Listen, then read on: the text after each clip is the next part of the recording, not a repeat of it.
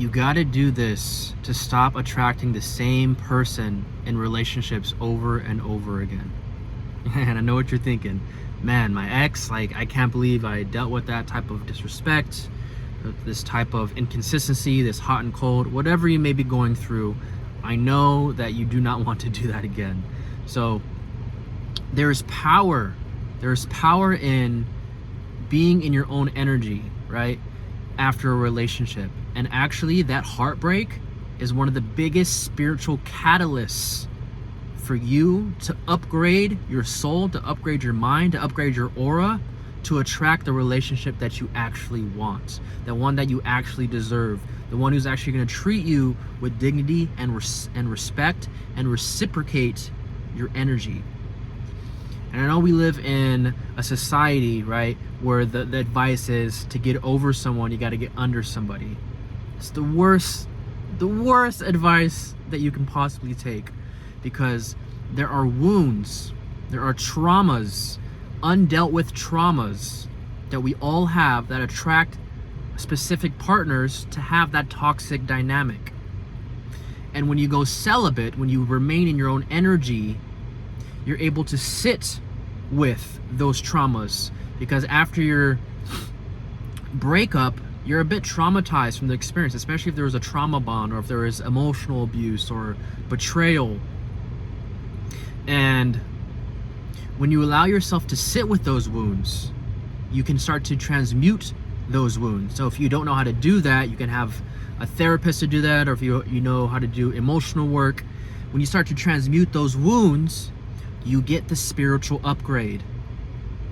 You get to embody a deeper self of confidence, a different sense of discernment of who to choose, not only in romantic partners, but in life in general.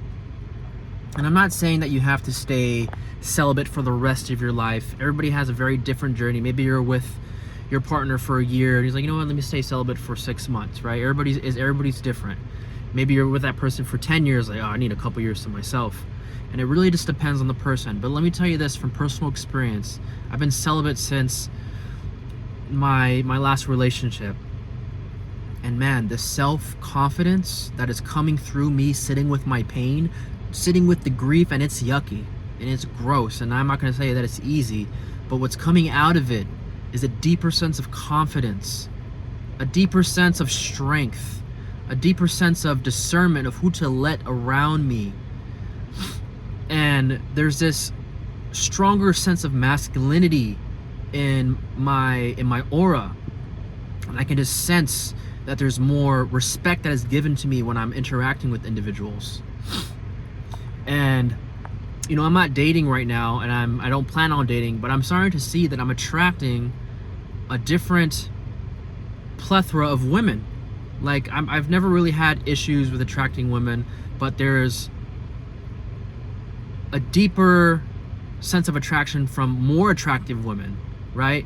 Like, I'm starting to see women that are really attractive that I haven't really had much attention from starting to really give me more attention. And it's like, whoa, there's something's different about my aura, something's different in the way that I'm carrying myself.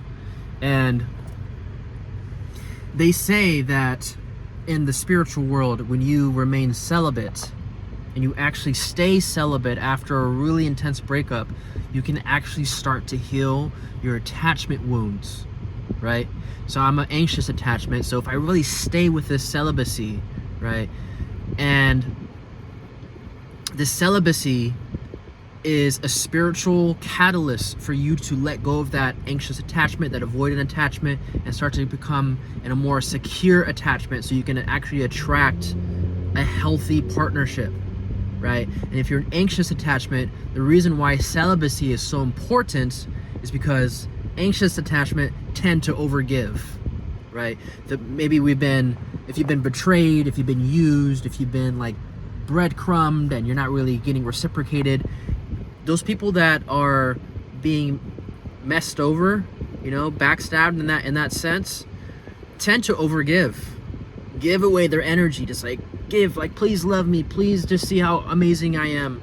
And if there's a toxic trait between those two, then the other person is just going to be taking and not reciprocating that energy, maybe giving you a little bit here, a little bit there, but not really giving you what you're giving them.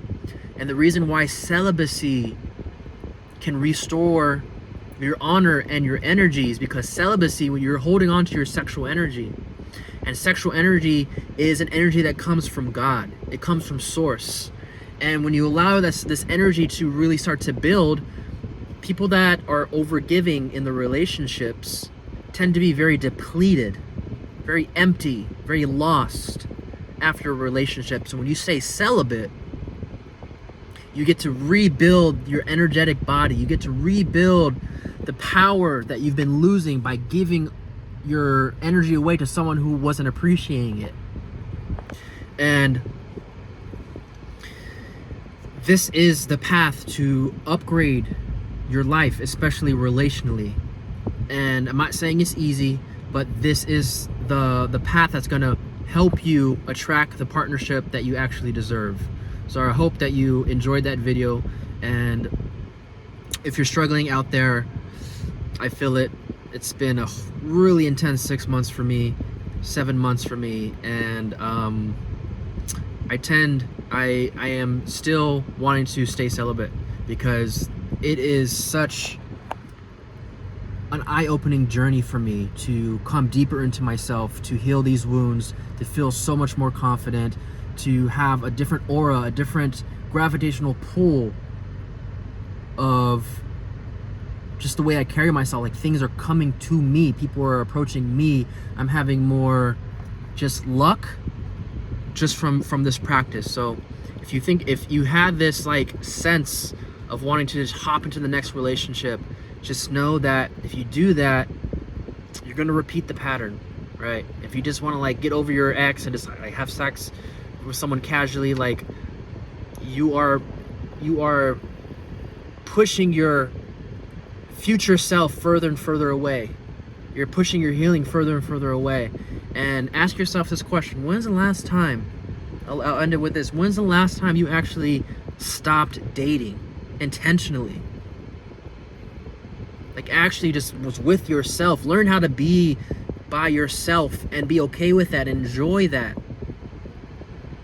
And when someone learns how to be by themselves and meet the needs of their own, that's a powerful person right there. And I'm in that, and I'm in the midst of that process. All right, y'all. Hope you guys enjoyed the video. Enjoy the rest of your day.